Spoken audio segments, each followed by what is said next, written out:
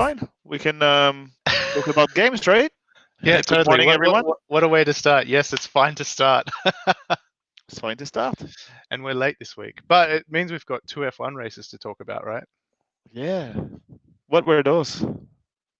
I got Well, too two. wasted during. Yeah, I know I enjoyed them. I got pretty wasted in the last one or the one before. I can't remember. Yeah, the Yeah. first Good night. Silverstone. Yeah. Now, But the first one was great. yeah. But yeah, I thought they were both really good races. Yeah, they were good races. The first one because nobody knew what was gonna happen with the tires. And it's Well, like, oh, we're making analysis and everything. And then in that track, you know that there's all those high speed corners. You know that there's lateral Gs that are like, crazier than any other track you can race at. And then like 4 days later, after the analysis, yes, it's the Gs. Yeah, man. Of course it is. Well, what is it? I never remember corner names or anything, but I mean things like what that bus stop area. I mean, I sent you one of the things I sent you was Nico Hulkenberg's. You know, he does those track it or driving how to do a perfect lap around a circuit before an F1 race. Mm, mm. I thought those were pretty interesting videos. I only just discovered them, but you could see like how they drive that track, and it's a pretty high speed track where they're just like, yeah, you're when you're flat, you've got to be flat. There's like no lifting. Yeah, basically, yeah. It's there's no lifting, and that's what's really interesting about that race, about Silverstone in general, is that it just. I think it's one of those tracks where you actually one of the longest, with the full throttle tracks Yeah. on the calendar. And again, I don't know because this calendar is also kind of twisted because it's not the regular one, right? So, no, interesting. A very good race. I mean, when you know that Mercedes can win a race on 3 wheels, you're like, oh, sorry for all the other guys. Yeah, sorry. Yeah, but it was kind of Is like the championship gone? it was like very last lap, and only like what 2 corners to go. So No. Actually, almost 2/3 of the track yeah, I think it's 2/3.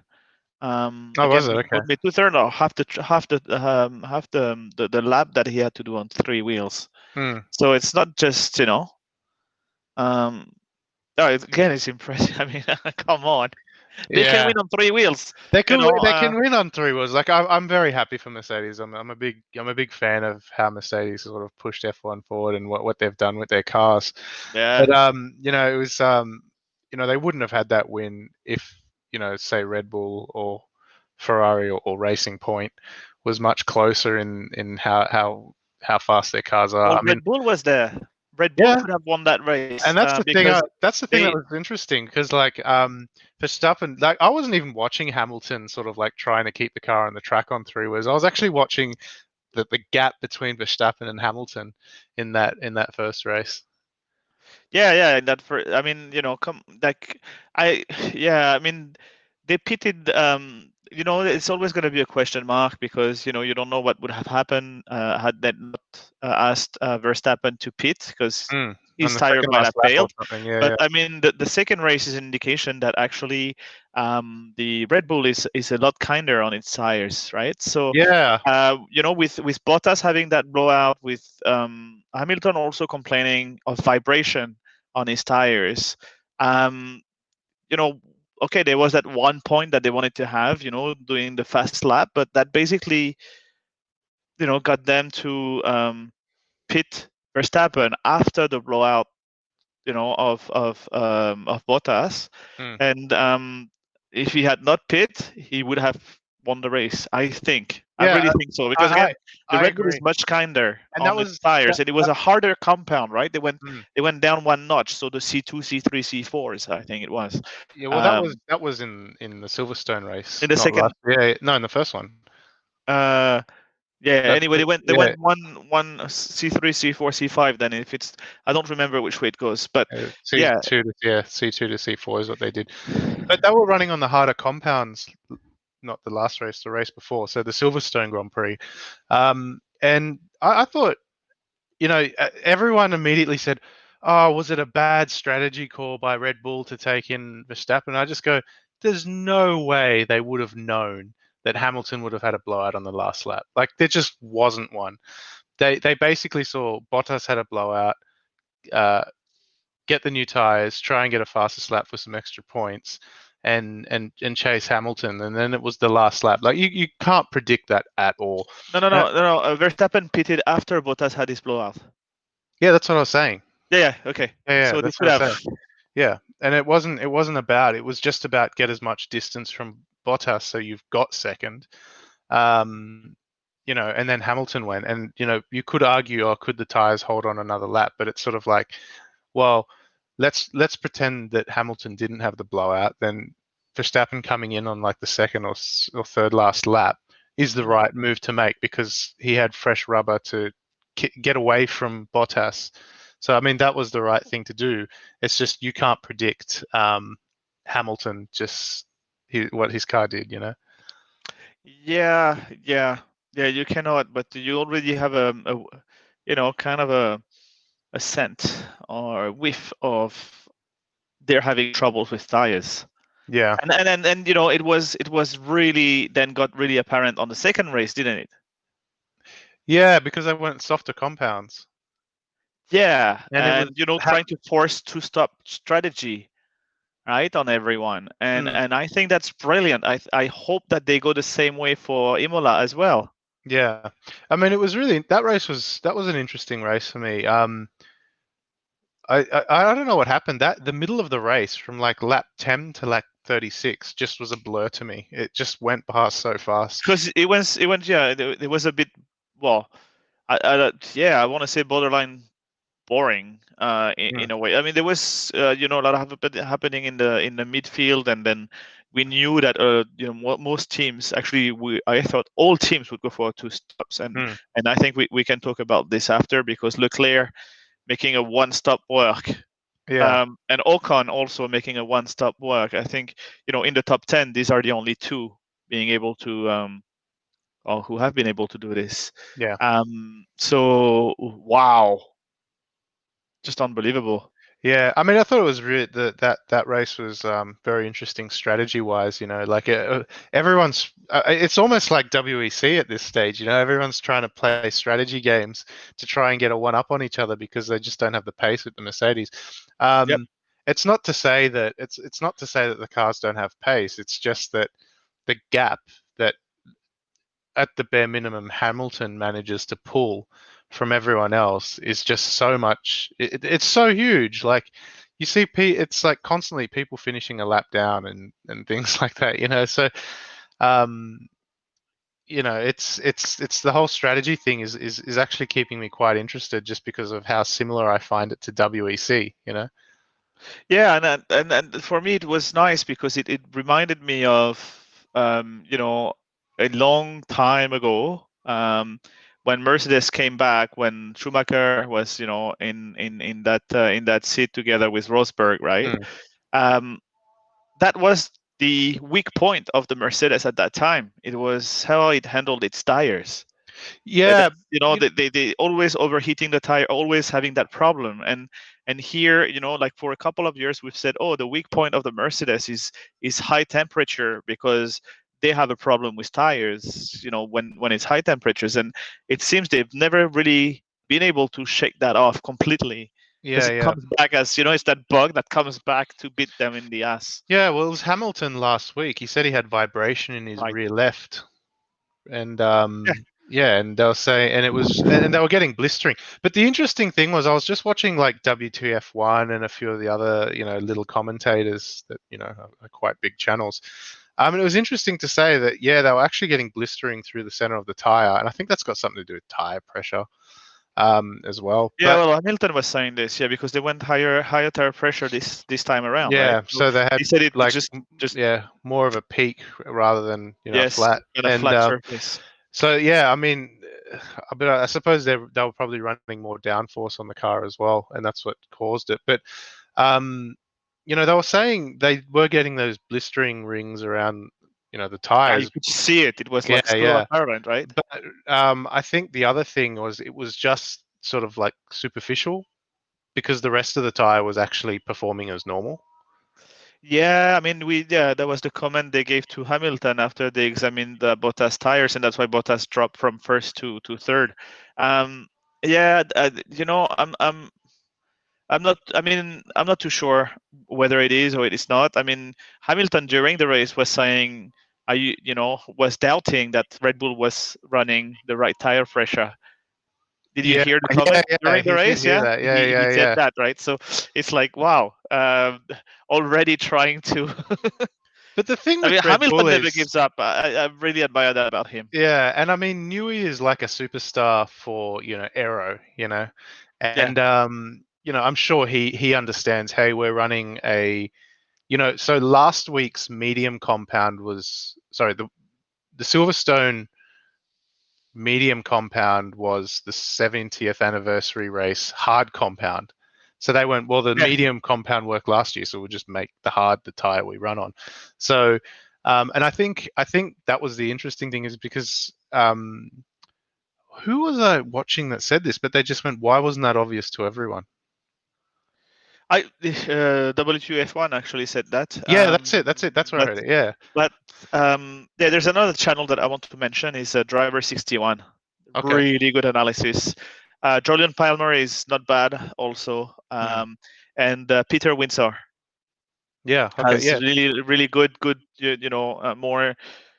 Those three have. Driver 61 is a driver instructor. I'm not sure if he ever was in a Formula One. I don't think so. Julian Palmer was, and Peter Windsor as Yeah. well. Yeah. Yeah. So they have really like insightful comments. And yeah, coming back to this, the I think we have to give it and hand it to Verstappen. I mean, he was instructed by his team, don't stay too close, and he said, "Man, no, Yeah. no." Yeah. Yeah. Yeah. Um, that's my first time being able. We're faster than the Mercedes. Yeah. Yeah. Yeah. Let's jump on it, and that grit that he has, and that yeah, just yeah, the way he's able to bring that car to a different level is unbelievable. It's like Leclerc, it's that new generation of drivers that they're able to do this. Yeah, I mean that's the Ferrari topic is another one to talk about, isn't it? Like that's quite the interesting subject. Yeah, I mean, I'm a I admire Vettel, and I think no one can disregard the fact that he's a four-time world champion, Mm. definitely. But it's really going from bad to worse, isn't it? You can Yeah, feel that in his demeanor, in the comments when he says, basically blames the team for the strategy I and for him think I, being I I there. I think he's really had enough. I mean, I think that there's areas where he did actually say, um, I can't quite remember. I probably have to pull it up, but it was very clear. He said, "No, we said we're doing this, Yes, and it, it, and you changed it. That's your yeah, fault." You know? yeah. And Binotto came back and said, yeah, well, the spin at the very first corner did not help, Yeah, and I right? think I think they were trying to like I see Benotto is actually trying to keep Vettel happy, But he Well, should not. at least try. Well, yeah, but he's trying to at least encourage him to be a bit better because you can see like Vettel is like Uh, he's broken. He's like yeah, he's broken now. and that's what's been commented about him. Like he had this ecosystem, living around him Mm, at Red Bull, and that's how he was able to really perform to his 100% and bring the car again to, I mean, um, yeah, he's still the only driver who brought the Toro Rosso at that time, yeah, pole position and first place. Yeah, yeah, yeah, so he's there's no denying he's a talented driver, but when things don't go his way, when he feels he doesn't have the support, and definitely he's not going to be renewed, so he doesn't have the support for the foreseeable future. Yeah, it's more difficult for him. So yeah. I mean, yeah, the whole, like I said, I still remain a big fan of Vettel. When I was younger, I was very much into Formula One during the Schumacher years, and then, obviously high school happens, and so focus has changed a little bit. But when I really came back to focusing on F1 again, that was when Vettel was the superstar.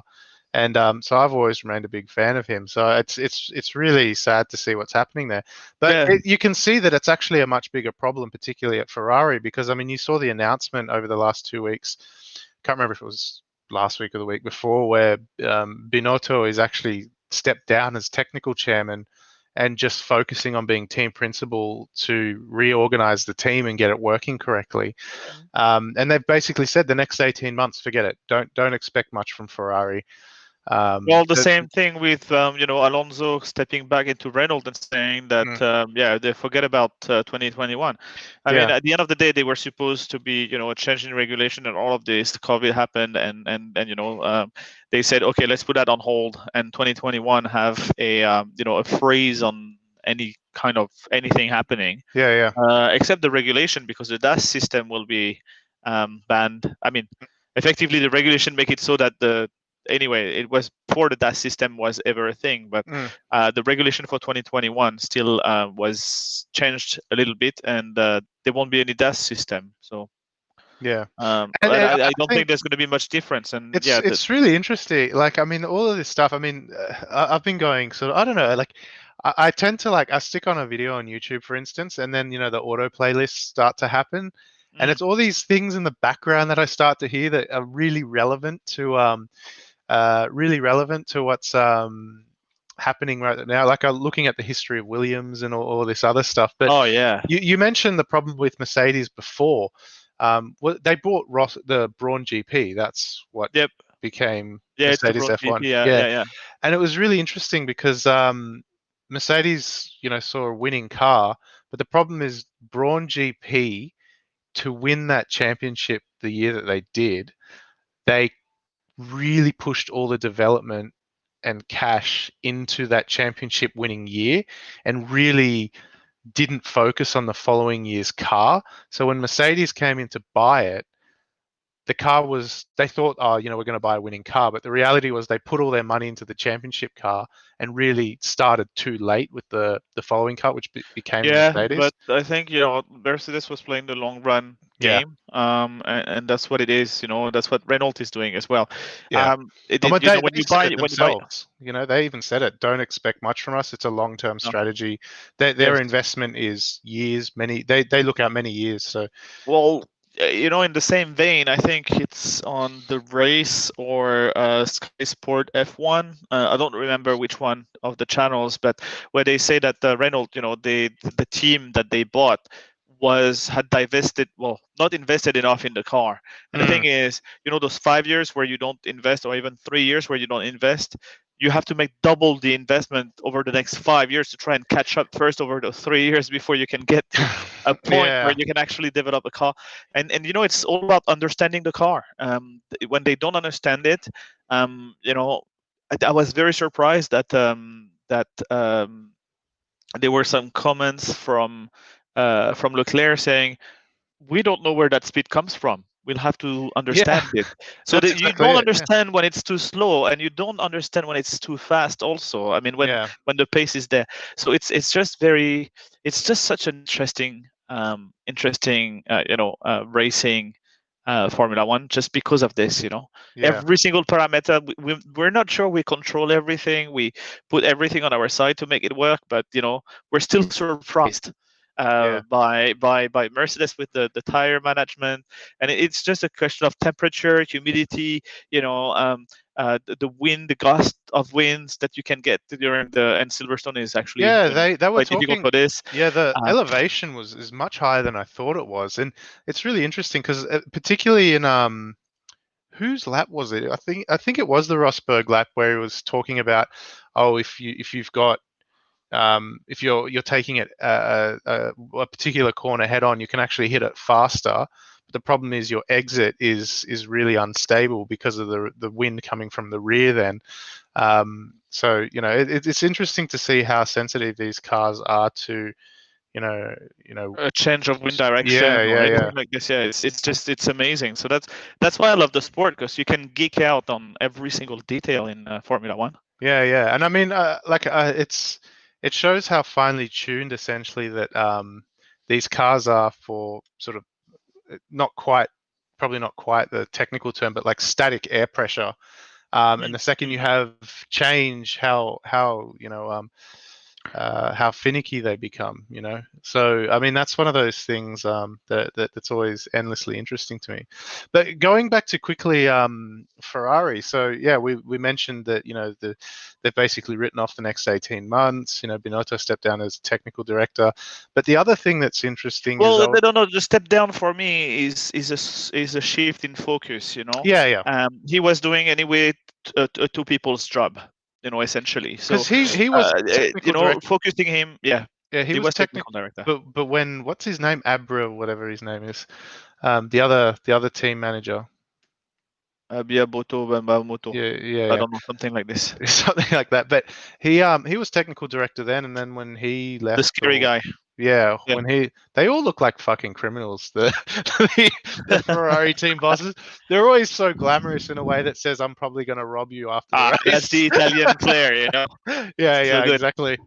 But yeah, it's I find that endlessly entertaining. But he sort of like moved into both roles. So whether that was the right thing or wrong thing to do, I don't know. Maybe because he was too tied into the development of the like hands-on tied into the development, which is why he remained technical director.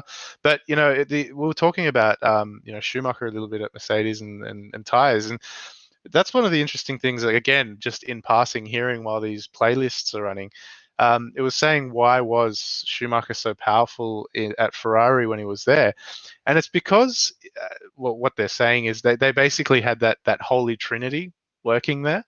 So they Yeah. had Ross Brawn, technical director, and John Todd was there. I think John Todd was the team principal and Yep. Schumacher. So if anybody at corporate said anything to any one of them, they all just went, it applies to all of them. It was basically like a self-destruct clause. It's like, you Yeah. mess with any one of us, we can tank your Formula One efforts. We're out. So that was basically, I think what, and Vettel kind of had a bit of that at Red Bull. He really drove that team. I don't know how hands-on he is, like physically hands-on, but I know he likes to be involved. And I think when he went to Ferrari, it's a totally different environment. It really is company man at Ferrari F1. Yeah, I think there's a bit of this. Yeah, I mean, Jean Todt is actually someone I definitely would want to do a podcast just around him, Yeah, or wait for Donut Media to do it.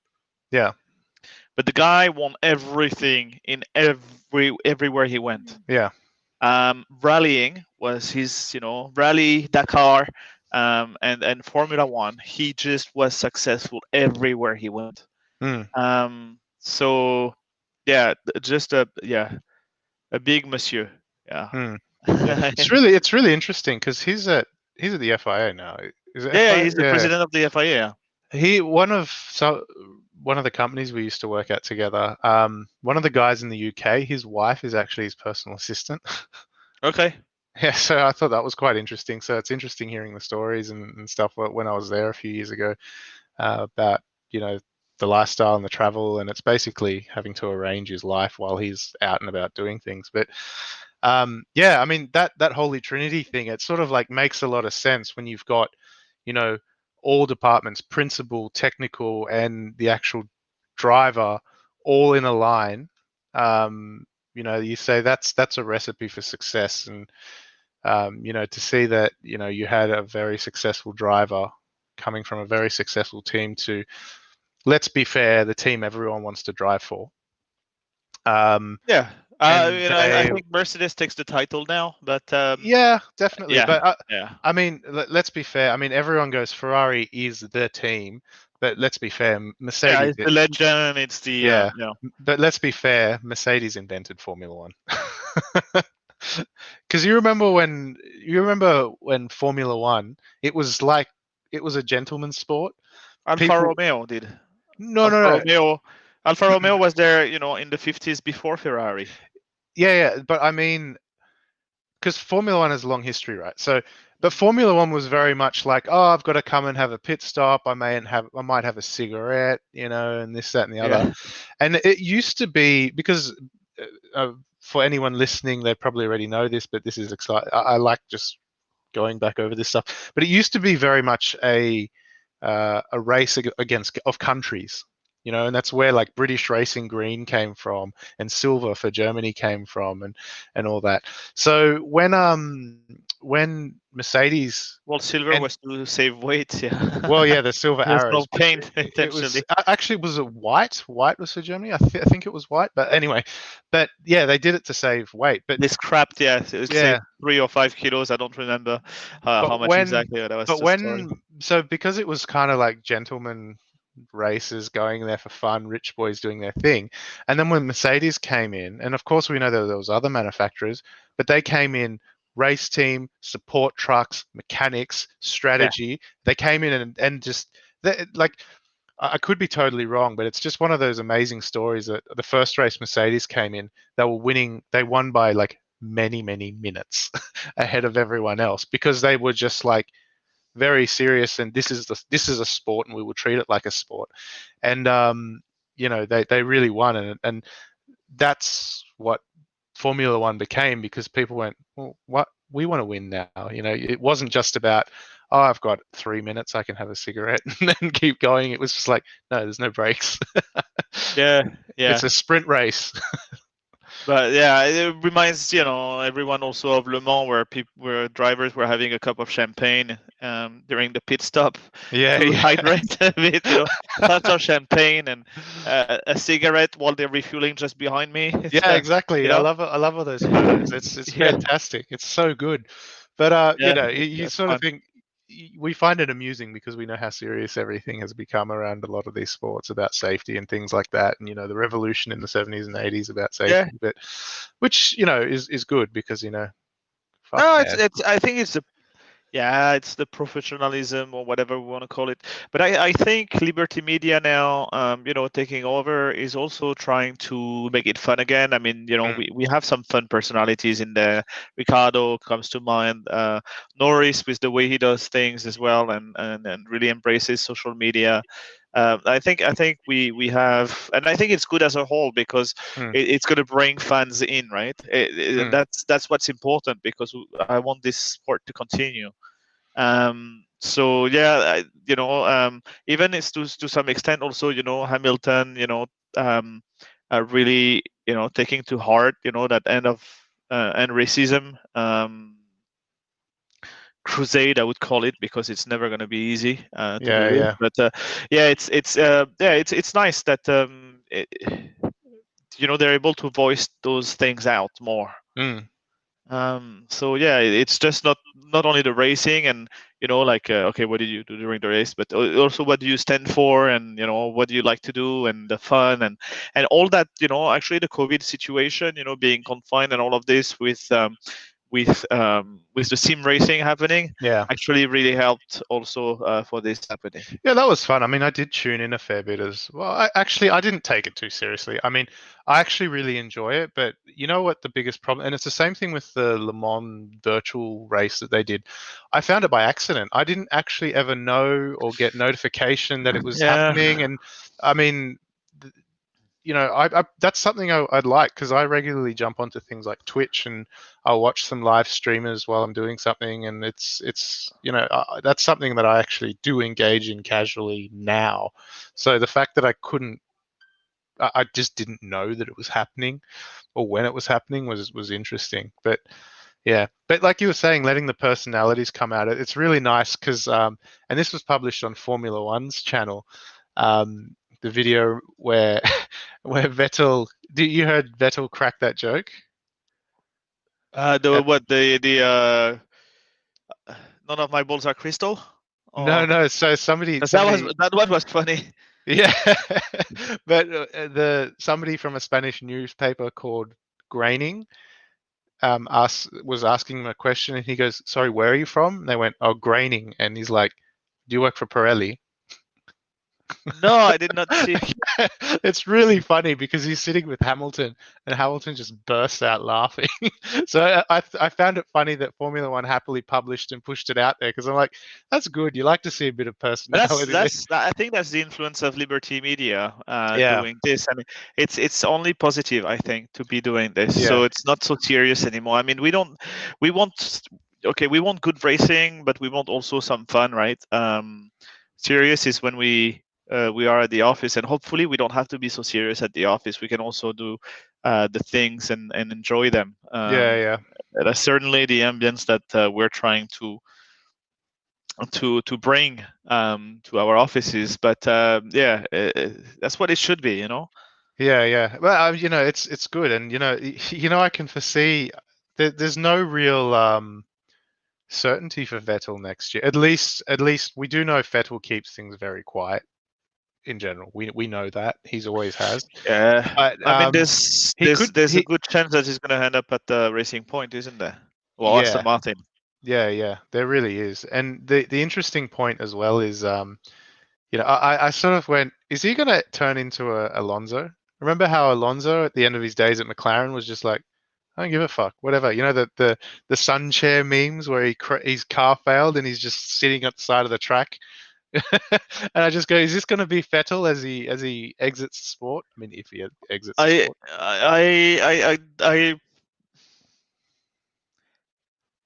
I don't think so. I don't think they're the same personality. So I think Vettel will only like and enjoy himself and be really funny and do those things if he really feels that there's the team around him. Mm, If the team is not around him, he's gonna crack a joke here and there, but you're never gonna see him as happy as uh, who he was at at Red Bull. yeah, that's really true.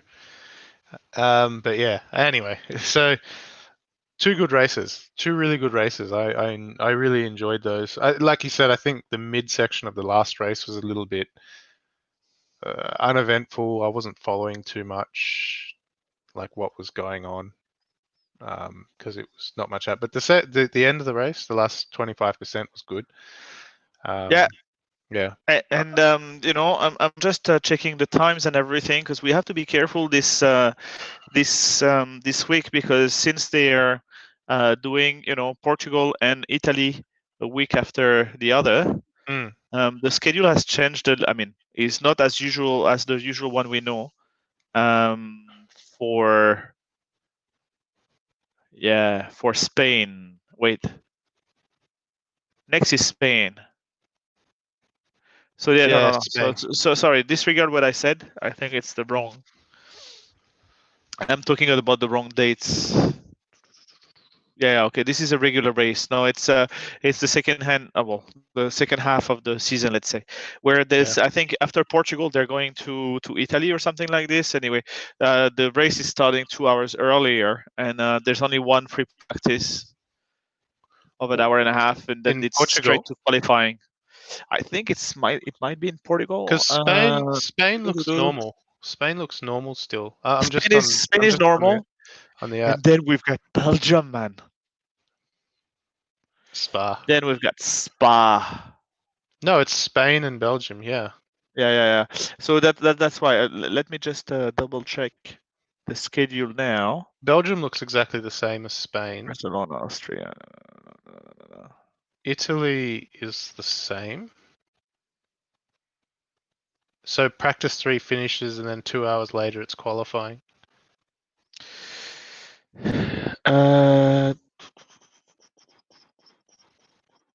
Yeah, they all look like they're on I don't exactly the same schedule. remember At if least at it's least for our local time. for our local It's time. Russia. Russia is the one that's early. The races are normally at 8 for us, and this one starts at 6. Yeah, but there's a time difference there, I think. I don't remember. There's one that's starting. There's it's a 2 days, only 2 days, weekend basically. So they don't start on the Friday. They just have Saturday and Sunday.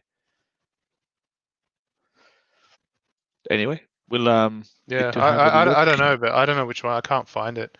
Hang on, maybe it is Portugal. Let me have a look. No, it's not Portugal. No, But I they think all we'll, look like 3 days, but it's all right. yeah, we'll have to double check. We'll have to double check. Hmm. All right. Yeah, that was great, Okay. great doubleheader of Formula One sort of weekend. I'm looking forward to the next race, that's for sure. This season has actually been pretty good. I Um, had a double header once. It was good. you know what else happened since the last time we did a podcast is that A double Gordon. header. No, the Gordon Murray T50. What did you think of that? Um. Um. Meh. Nah, Meh. based off what the look. Yeah. Nah. Yeah. Yes. The looks. Yeah. The looks. I have a problem with the looks. Mm, Um.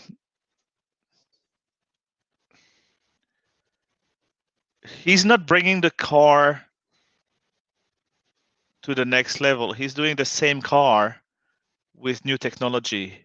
yeah, it 100% is the same car. You know where, but you know what made me love? Okay, not love, but you know what made me really get on board with this car? Because I agree with you. When I first saw it, I just went, "Oh, it's a softer looking F1 with a fan." But the thing that Yeah. It really, sucks. Yeah. yeah, This I can say. the thing that really made me get on board is, um, have you listened to Chris Harris's podcast? He's got a podcast called Collecting Cars. No, you have to get send that to me. Yeah, Yeah, yeah. please. But I'll send you the episode with Gordon Murray. He's got lots of episodes with interesting people. But the episode he had an episode with Gordon Murray, and that's where I was like, yeah, I'm on board with this car because like Gordon Murray is seriously a man, of that speaks to you and me. When you listen to that podcast, you'll get it. But Yeah. Just he the weight, designed right? this, yeah, he Yeah. designed this car to be like the last analog supercar, Yes. to be simple, lightweight, because it's like 980 kilos wet, Yes. you know, and 950 or something like that dry. So it's so he wanted it to be light because it doesn't need so much power. He wanted to have great downforce, iron out all the niggles that he couldn't get out in the F1 and go, now's the time that he can make this car that revs to 12,000 RPM. That's a pure sensation machine. Engineer everything like the intake sound, which is the scoop over the head. So yeah, I mean that's really great. That's fine. To me, that went, oh, the car makes so much more sense to me now, and it appeals to me more because it may not be purely mechanical in the sense that you've got three pedals and everything like that, but you do have a lot of like, let's call it like It is a manual.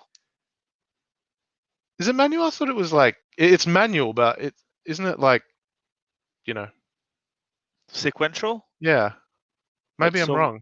Like to be honest, like the car is not the main point for me, but going back to the mechanical thing, I have to check on the gearbox side of things. But the other mechanical side comes from the grip is from aero.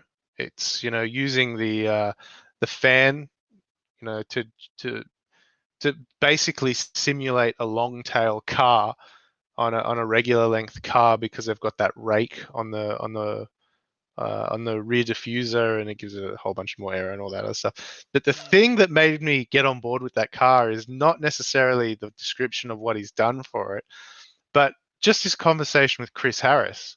And you know what? The guy loves the same shit we like. He loves small, weird French shit. His daily driver is an Alpine 110. He's always got small little Renaults.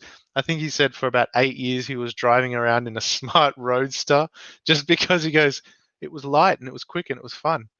And you then know, yeah, and yeah, I just went, that's, I just, to me, that's where I went, all right, yeah. Gordon Murray's the It's a guy. six-speed manual gearbox. Sorry, I Ah, was just fantastic. fact checking. Yeah, Yeah, yeah, yeah. No, that's great.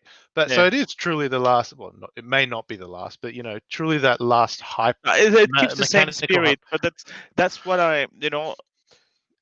the philosophy is, and it's a little bit like Bugatti, the Veyron versus Chiron thing. Um, are you improving on the same car? So essentially, he wanted to do an F1 that is better, but just keeps the same car, right? It's better because he updated, because he now has the technology to do it. So Mm, he talks about the tank, for example. Okay, now you don't have to change it every, that kind of mm. pocket tank that was in there that you have to change every 3 years Yeah, or like whatever. the You don't engine need out. Yeah, the the engine engine out. out The foam service. tank. Yeah, yeah. yeah, all of those things, right? So he doesn't have to, to take care of all of this. And um, yeah, so it's basically, it's still very much an F1, which is a fantastic car. Don't get me wrong, and Mm, I hope to even see one, in the flesh, mm. one day in my life, other than in a museum. It's like, a road, like a driving one. Um, but yeah, it's, for me, it's, yeah, it's an updated version. Yeah, 100%. I mean, that's to me, that's all it is, and it's probably going to be amazing and fantastic and all that other shit. But, like I said, the thing, I'm on board with the car now after hearing him talk about it. But, all this, oh, Gordon Murray, this, that, and the other, it's like, okay, great. It's just the buzz. It's just the name that people know if they know a little bit more about cars. But, to actually hear him speak and say what he actually likes driving and things like that, and I just go, now I have so much more respect for him because he has that love for quirky shit in the same way that you and me do. Mm. And I was just like, yeah, I dig it. So I'll have to send you the podcast because I think Please do. I think you'll really enjoy listening to it. And Please I think, link it in the description below. yeah, sure. That's what professional YouTubers do, right? The link is in the description below. Yeah, And I'm not pointing to anything else then. the link is in the description below. Here, let me help you find it.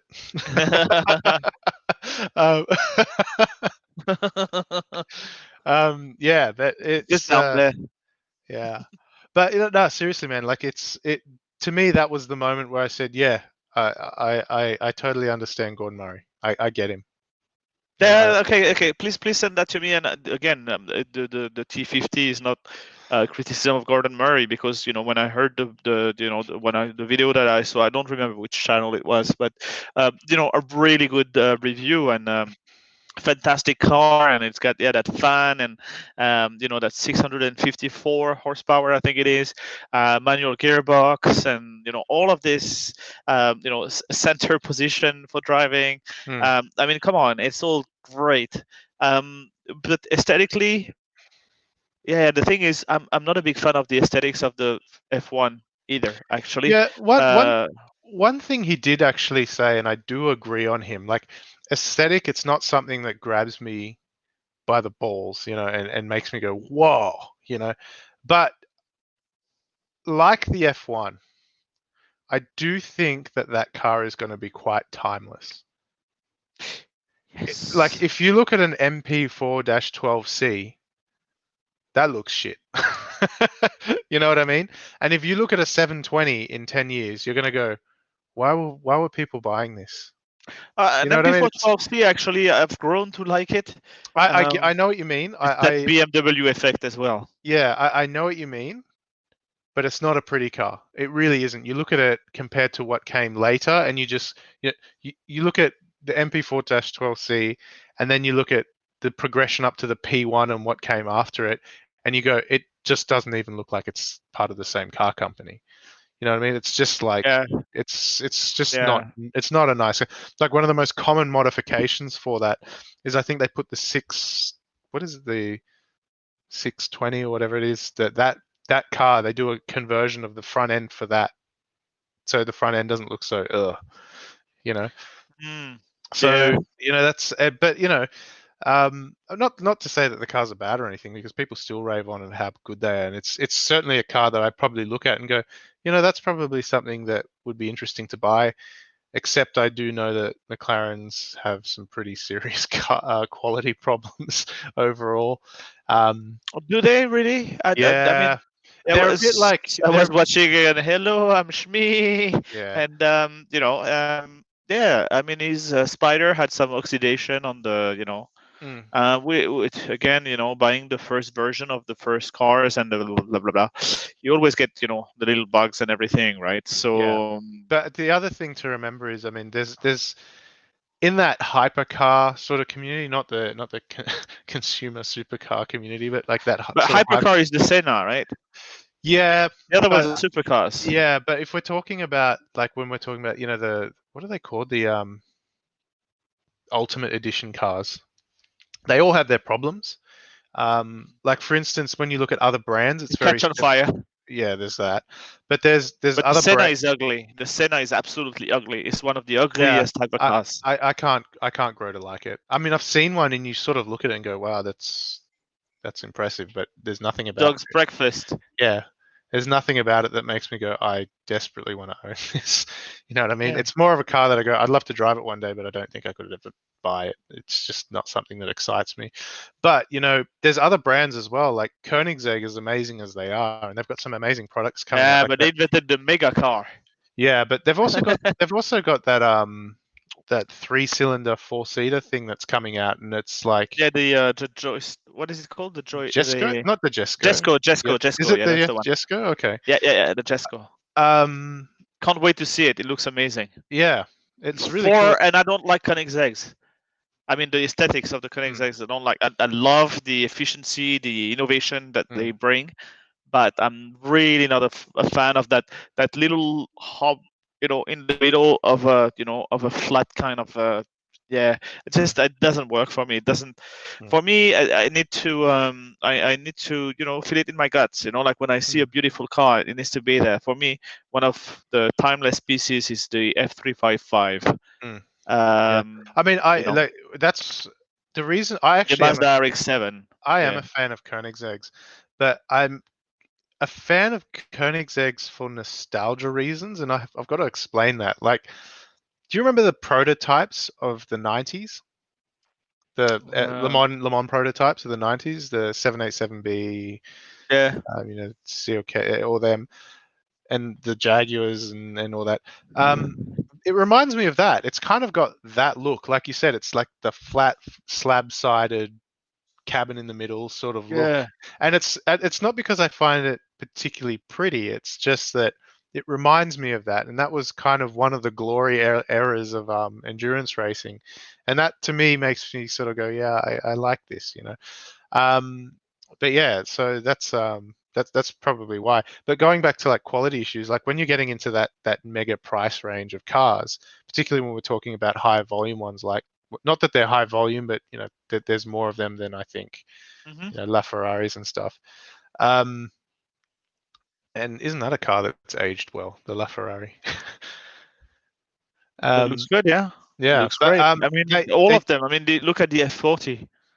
definitely, Like but the F50 as well. I mean, they're 388 GTO. yeah, Um, Man, they all look fantastic yeah. now. Was not a fan at that time, but I don't know big about fan the now. Enzo. The Enzo to me still doesn't sit right for me. There's something not quite right about that car. But the Oh no, no, LaFerrari, no! It's you drooling, like man. the Enzo? Oh yeah, I do. I love the Enzo. Okay, okay. Yeah, I think, uh, the Ferraris. I think the latest one I don't like so much. That Roma, is it? No, what is it called? Yeah, the Roma.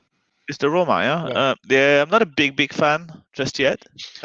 I didn't like it at first, but Because I don't like the fake rails. Like in the front, they have those mm, rails that are like blocked. It's like it's a fake. mm, It's that real pattern. I hate those. yeah. I just hate those. I kind of agree with you. When I first saw it, I was a bit like, "Uh, what is this? I don't understand it." But then I sort of looked into it, well, spent a bit more time looking at it, and to me, it's a shout back to the oh God, I've lost it. What's the name of that Ferrari? My mind's gone blank. What's it called? The Sorry. Daytona. The Daytona. Okay. It's is it the Daytona? I just want to be right at, but it's kind of like a sort of an homage to that. Yeah, it's like, so. Hang on, I'll bring up a photo of a Daytona, and then I'll bring up the Ferrari Roma. Yeah, put them side by side. Take the whole screen so that I can refill my grape juice. I don't think I can do a side by side, but I can switch between them.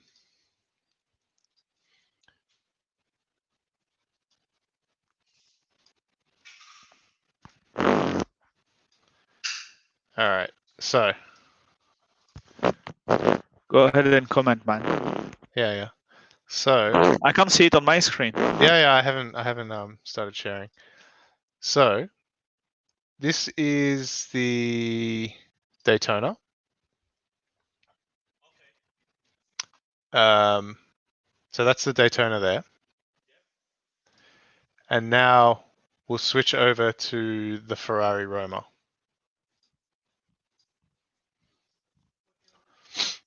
Bear with us because this is kind of finicky in the way that we do it. So this is the Ferrari Roma. So you're going to come back after filling up your grape juice, and um, you'll see an immediate similarity in the way that the nose slopes. It's kind of got that a bit like that shark face. The rear, I don't think they have pure round tail lights like the original Daytona. They've got this like line with a sort of styling feature, I guess, around it, which sort of pays homage to that. So, I mean, I don't know that, and to be completely honest, I don't watch that many review videos. I know Shmi has actually released a Roma video as well, but to be fair, I don't really watch them that much. I think, like from a design perspective, if we're purely only talking design, I try to understand a car visually before I really want to dive into what people have to say about it. And but yeah, you're back now, so you can probably see the similarities between the Roma and the the Daytona. Yes, and you see at the front of the Roma, right? I love that they have that grille that look, that is like the same color as the body. Mm. Beautiful. I love it. But just below this is a fake grille. Like they put that honeycomb, kind of grille kind of Mm. thing. I don't know how to call it, but it's not a real one. It's got some openings and everything, obviously, but most of it isn't, and I just don't like it. Yeah, I'll be honest, I haven't looked that closely at it, but yeah, I mean, it's Like a car that I like is a 456, for example, yeah, I mean, as but the 2+2, to a wrap up on four-seater. the Ferrari, it's I understand it now. They've done like an homage that's not like a Fiat 500. You know what I mean? Like it's not a clear like here it is, here's a Okay. modern or Yeah. or a mini. It's a clear like revival. This is a Uh-huh. very to me it's a very subtle. Hey, the Daytona's a great car, so we designed a Tourer front-engined um, Daytona-esque looking car without making a big deal about it. Mm. And I think that's one of the first times I can say Ferrari's been a little bit subtle about something. Well, yeah. Imagine the day we can say that about Lamborghini. Oh, I mean, if Lamborghini did something subtle, I would say quickly sell your shares. Aesthetically. I'm Yeah, talking yeah, yeah, yeah, aesthetically yeah, yeah. because they've been a bit more subtle now that I mean, since Audi took them over in terms of handling and engines and I don't know that they have been subtle. reliability. I mean, reliability. I think these days. No, I mean like now it comes with ABS and it comes with traction control and with whatever system that comes in. If you Hmm. take the latest, I mean the last Diablos before Audi take over. Oh, the Countach, you mean? They're still no, the Diablo. The Diablo was there were Oh, some version sorry, of the sorry. Yeah. Diablo that were the very latest one. I think it was Audi had already taken over, Oh, so you're you had right. some of You're the right. switches. It But was but yeah. the ones just before Audi took over, they're just completely berserk and Mm. bonkers Yeah, yeah. Sorry, I just and remembered it was dangerous. the it was the Murcielago that was the first Audi Lamborghini. Yeah, yes, But yes, which was quite the success as well. I still think it's one of their best cars. I love the look. Yeah, I love the and look it of a Murcielago, especially fr- the SV. That's a good looking car. yes, yes, yes. So yeah, lovely cars, lovely cars. So, but what do we think about the Aston Martin DBX? The full drive. Yeah, the DBX Aston Martin. Have you had a look at this one yet? I think it's been a bit of a flop, hasn't it? I don't know. Aesthetically, I quite like it. You know what? It's just on videos it doesn't transpire so much, but it seems that it's huge. Like GL. What is it? The GLS, right? The biggest Hmm. one. Is that size. Is it really? Okay. It's as big, if not bigger than a Range Rover. Okay. I mean, for me, I think we established this in the last podcast that I'm a real big fan of Bentleys. So for me, one of the most ultimate cars is a Bentley Brooklands, right? Because it's just it's the quintessential gangster car, right? And we like the old stuff, yeah. Yeah, but there's also the Bentayga. They actually refreshed the Bentayga, and it's Can you show me a refresh of the Bentayga, because the first one was a little bit like the first Cayenne. yeah, yeah, you're right. Um, I'll pull it up. But you'll look at it and go, what did they change? But then you look at it a bit closer and you'll be like, I see, I see. So let me just pull it up for you So it now. still looks ugly, No, no, but no. they just put some It's makeup on it. in the same way that they updated in the same way that they updated the Continental, they updated the Bentayga. Okay, the back, sorry, the back Yeah. So is quite this nice. this looks like the new Continental. So that's immediately the biggest improvement. It's not like Yeah, the other things, but that shape repeat with the exhaust is not bad. Yeah. yeah. Can And I see then the front? this is the update. Mm. So Well, okay, I like it as an upgrade. Like I like the E65. The old 7 Series Bengal design BMW, where I like the update more than the very first one. It looks a little bit better, yeah.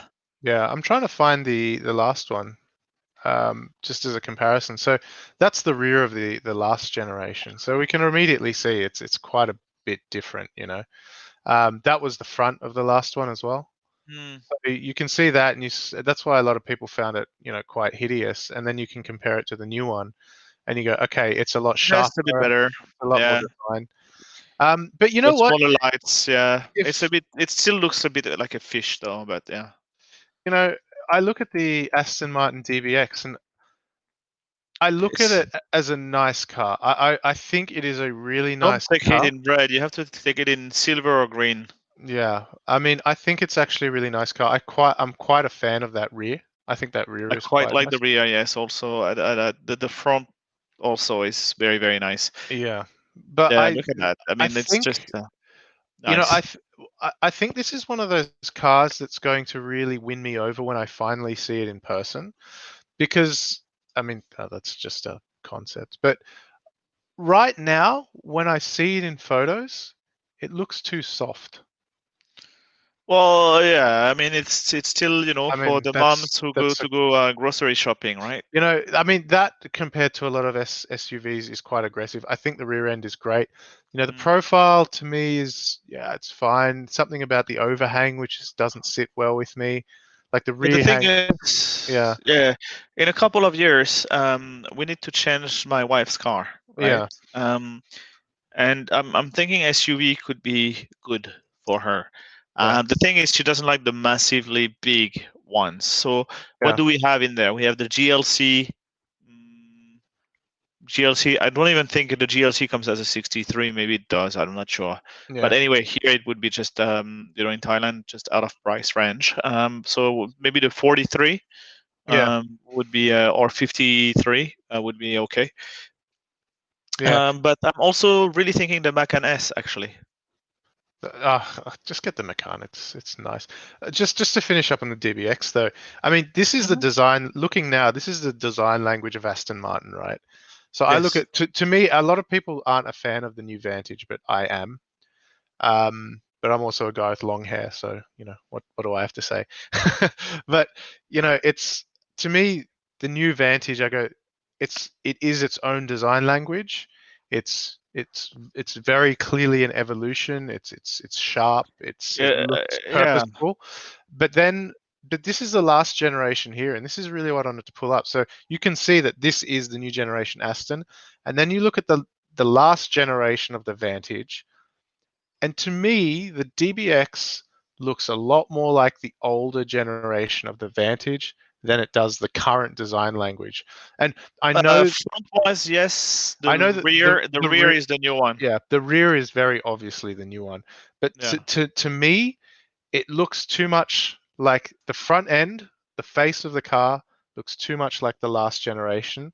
And like again, my opinion will change when I see it in person, but that's my current bugbear with the car is it's just not sticking out to me. Um, when I see it in photos, it's a car I want to love, and not that I get excited about SUVs very often, but definitely if I had to pick one, I mean, I'm still probably going to look at like a Bentayga. It's Oh. the Cullinan to me looks like the Canyonero from The Simpsons. Yeah, but I really think, for my wife, I need a mid-size. Yeah, a A mid-size GLC. SUV. She doesn't like big cars. The way, I mean, most of the roads she takes to go to work and everything is small roads, Mm, small, which need to, you need to have something agile and not too big. mm, But I think SUV will be the way to go, yeah. because yeah, she is ruined. Just between us, she has ruined the car that she has, and we need to bring it to fix every It time. was so funny because you're clearly very happy in your marriage. So it was so funny when you said, "Oh, you bought this new great car," and then when I came over, it's like you were actually talk. I don't know what the topic of conversation was, but somehow you managed to work into the conversation. Yes, I'm already backed up into a wall in the first week of ownership. You're like, I don't Yeah, care, man. It doesn't matter. It doesn't matter. And now you're telling me, what is it, 2, 3 years later? You're like, yeah, it's kind of fucked. yeah. mm, but I love my wife, so Yeah, I know. It was just, I want her to have the best, and I know that any car that what, no matter what the car is, on the first week there's going to be a scratch.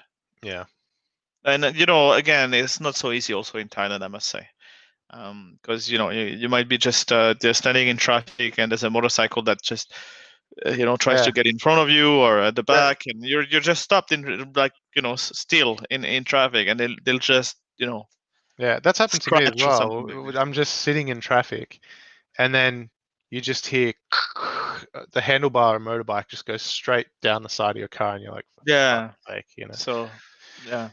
I mean, it's only happened once. I've had a moment where I was sitting at a red light, and then and then we just got rear-ended by an E-Class. We were Oh yeah. stationary, yeah, and it was just like bang, full force. I'm like, the fuck was that? It's one of those moments where you're like, huh? But anyway, yeah, Mm. I still yeah. love the 7 Series. I'm looking forward to finally getting to sit in it. Yeah, I mean, we drove from last weekend. We were in Jomtien, Yeah. close to Pattaya, and you know, You mean um, close to Bira, and close to Bira, yeah, essentially. a race And circuit then for the of you that yeah, don't know. for the 7 Series, Yeah. I put it on sport for the first time Ah. around Bira Oh, so circuit. you No, actually drove, or no, no, no. I drove on the way back, yeah. okay? And yeah, doing 160, 170. That car is just like, Hmm. it's like, okay, everything is fine. It is like, it's just an amazing car. Does it do that thing where it lowers as the speed gets higher? I'm not sure. Okay. Um, it's just good. It's just the ride is just so good. You're kind of isolated from anything happening out there. Yeah. What did Chris Harris said? When Well, he was riding in the S class, oh, I'm not he sure. was saying, yeah, get out of my way, kind of thing. Ah, yeah. It's just so good. There's a few things like I know Jeremy Clarkson has said that, you know, No, I think about a lot. in this case it was yeah, Chris Harris saying, get out of my way. You peasant.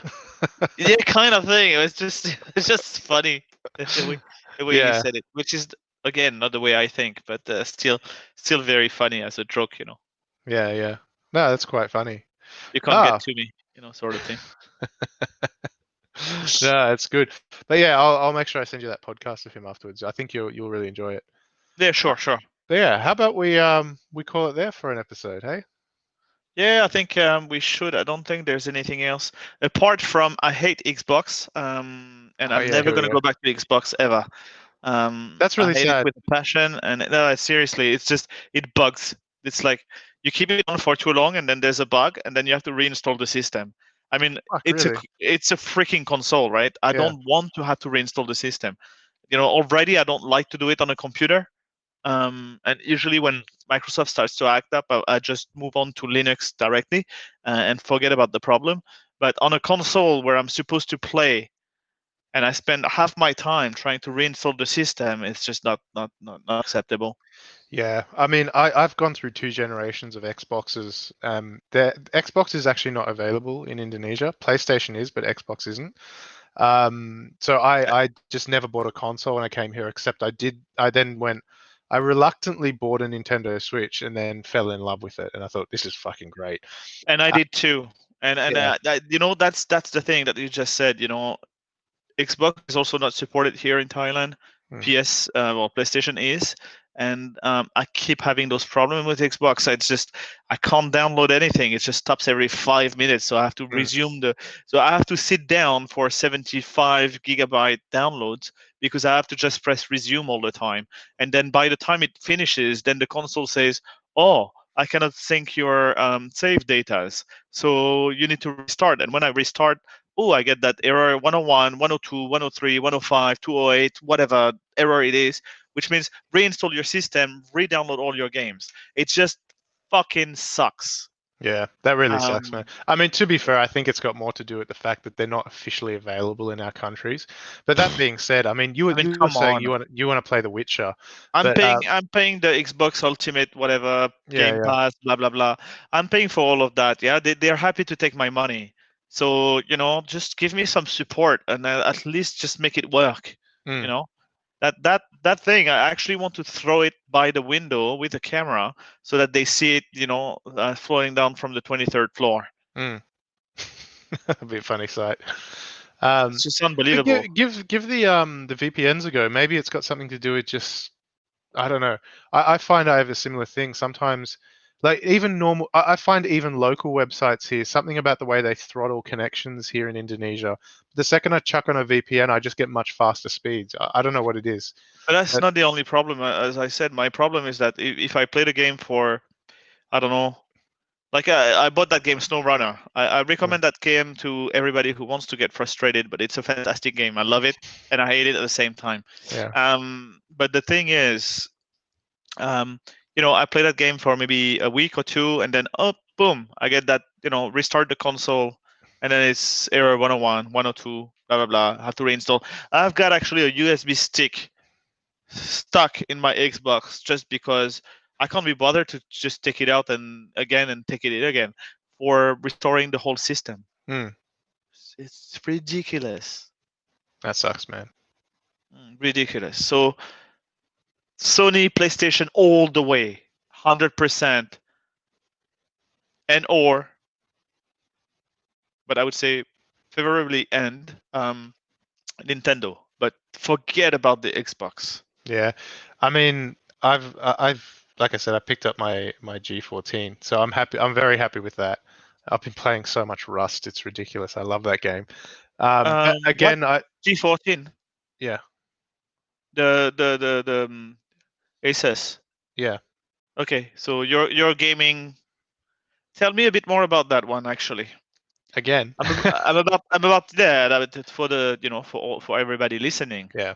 All right, there's two because versions. it's like it's a bit longer in you owning it as well. So Yeah, yeah. Well, I've had no issues with it at all. But then again, early days. But I load up my computers with a lot of peripheral stuff and multimedia stuff and like I run a stream deck even for this podcast and things like that. So, but I've had no issue. So the version I bought is the Ryzen 9 4000 series processor. So it's 8 core, 16 thread. It's got a 2060 Max Q in it, RTX 2060, which is great. I've had no issues with it. I'm running some pretty intensive games, and I never misses a beat.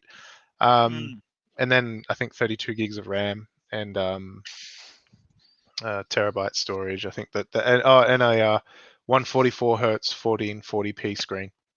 So very high refresh rate screen with a good resolution. I tend to game at 1080, not 1440, just because I'd prefer the. I don't know. It's Crisp. yeah, it's crisper.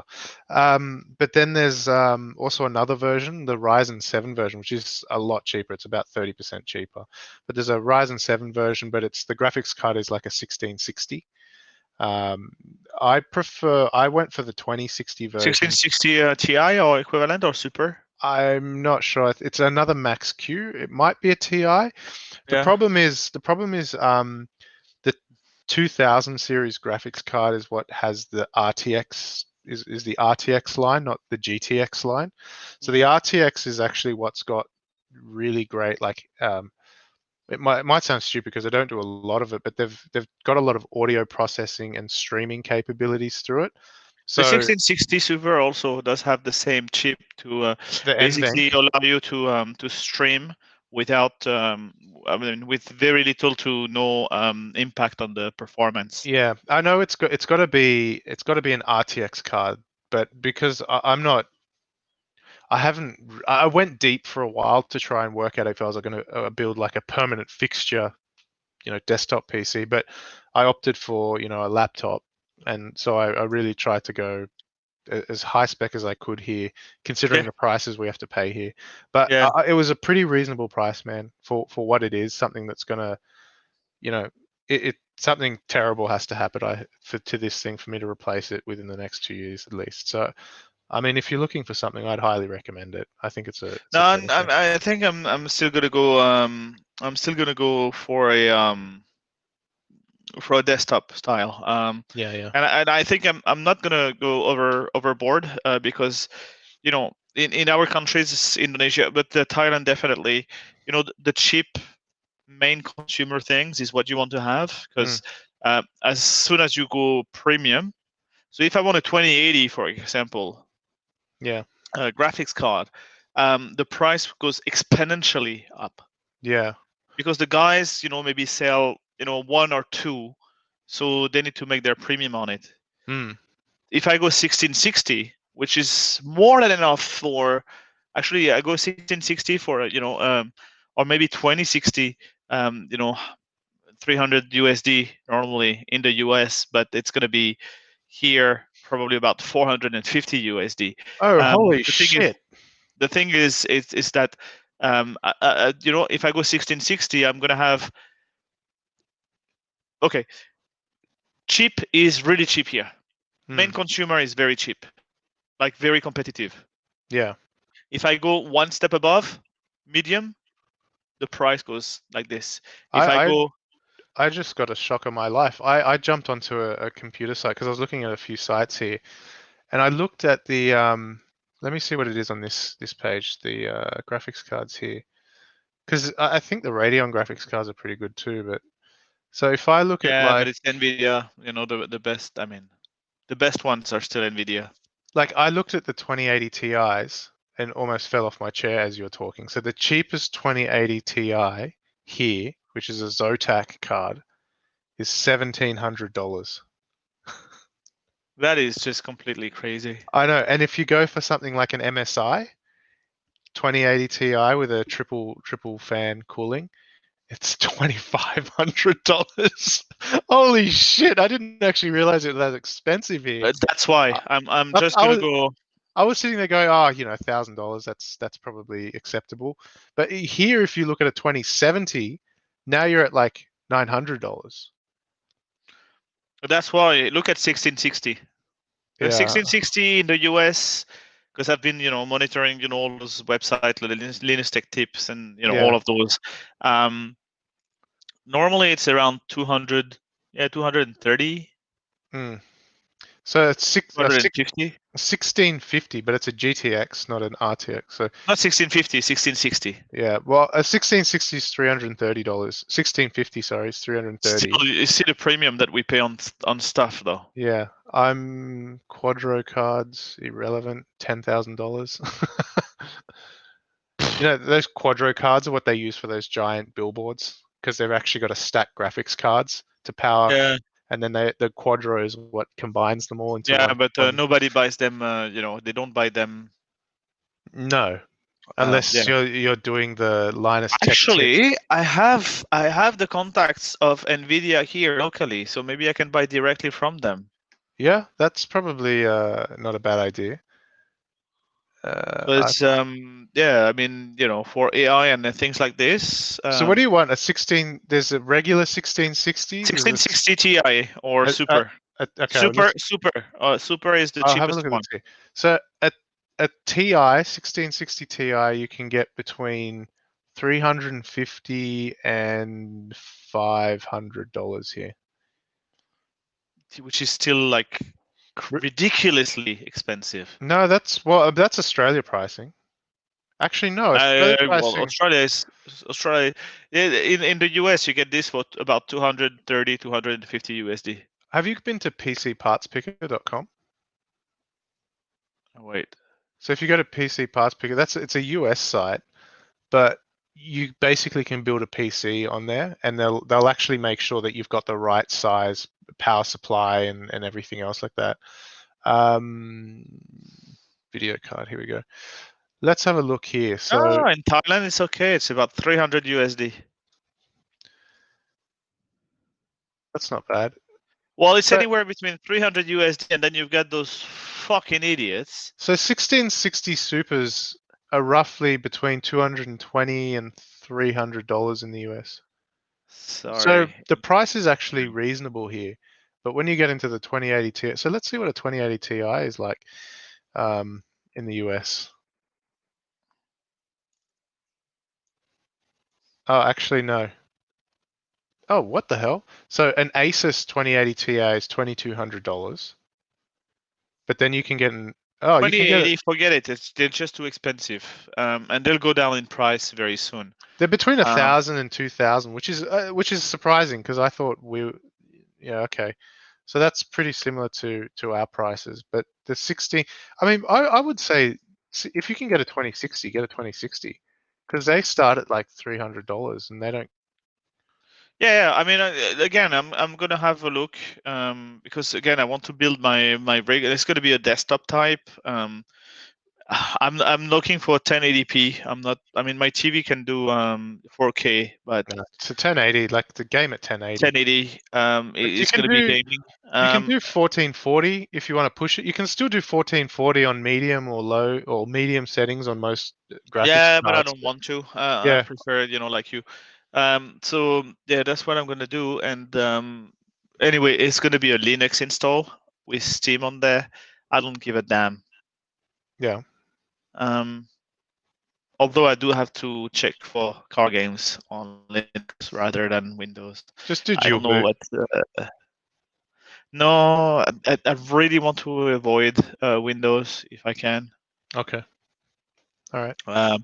But yeah, you're right. The problem is that some of the game might not run.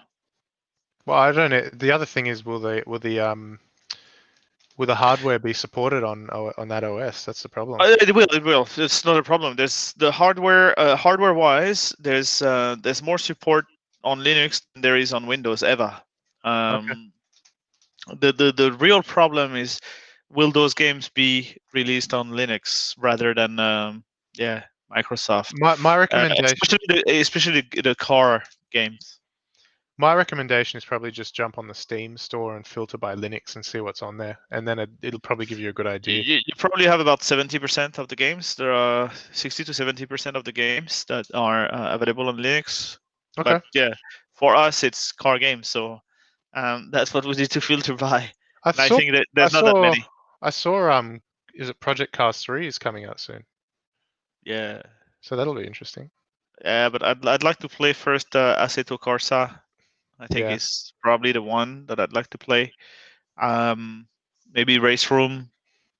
Yeah. Um, Let me know when you're ready to start buying the actual racing gear. Like the seats and all that shit. We'll try and do it at the same time so we can enjoy it a bit together. yeah, but it needs to be on PC. Yeah. So Yeah. Okay. because I'm that this Xbox is just living the end of its life. I'm Very very quickly. soon gonna put a hammer to it. and just destroy it. I'll Nice. this and then burn it. Yeah. And then burn it again. Okay. Good Yeah, to I good to think. know. So when the Yeah, I'm just so fed up with. It's just the. It's just a pain. I mean, the console. You buy a console because you just want to play, right? mm, That's what my concept of a console is, because you can play on PC, right? yeah, So I might as well buy a PC if I'm not, you know. Okay, it packs the blah blah blah, performance and everything, but when I buy console, I want to just turn it on, works, I'm playing. I'm in. yeah, I I don't want the shenanigans of error with the system with blah blah blah that is coming with the Microsoft shit. mm, Yeah. yeah, So I don't want that aggravation when I'm playing games. I don't have the time for this. yeah, yeah. So I that's why understand. I'm going back to PS4. Oh well, PS5 when it comes out. Actually, I'm gonna go Yeah, straight to PS5. And I'm I've always debate. been a PS guy. Then I think I should never have stranded from this. I'm debating whether I go the PS5 because the other thing as well is like if you actually look at it and go, should I buy a PS5? If the answer is yes, it's not going to be cheap here. Let's be fair. And the other thing is that taking away funds from building a racing rig here?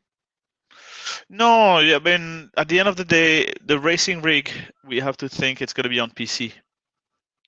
Yeah, but I could use the PS5 money for a racing rig instead. That's what I'm saying. Yeah, yeah. But the thing is, we don't need a console if we're just going to be playing racing games.